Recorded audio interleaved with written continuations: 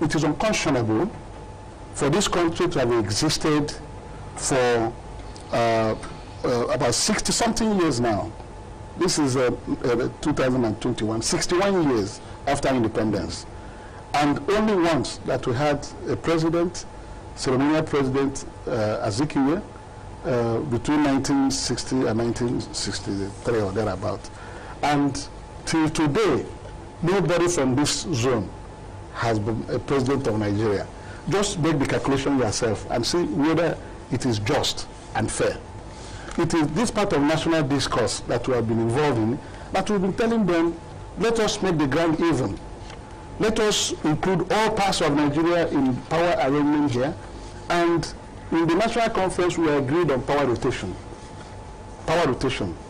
Presidency shall rotate between the north and south and across the geopolitical zones. In other words, if it comes to the north and northwest provides the president, it goes to the south and southwest provides the president. If it returns to the north, it will go to northeast or north central. And when they finish, it will go to the south and shift to either south-south. And when it returns to the north, it will go to northwest and north central. If it goes back, it will go to southeast. Now, in this configuration, the other 5 geopolitical zones have all been head of government of Nigeria, except southeast. So 2023 is by the corner.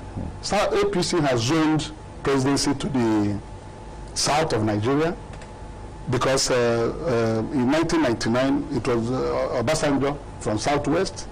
Then in 2007 it was Yaradua from northwest. You know, even though he died, a very good man, he died. Jonathan the vice stayed in, completed and ran for 4 years again, won, stayed for, that is south-south. He's gone. After him, he returned to north.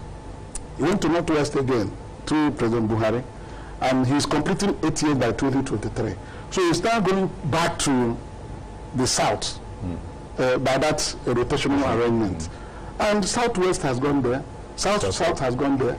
Where is the gap? So for you to really be fair for it is southeast to go to the south. I mean, let me tell you, Nigeria will benefit with a president from southeast.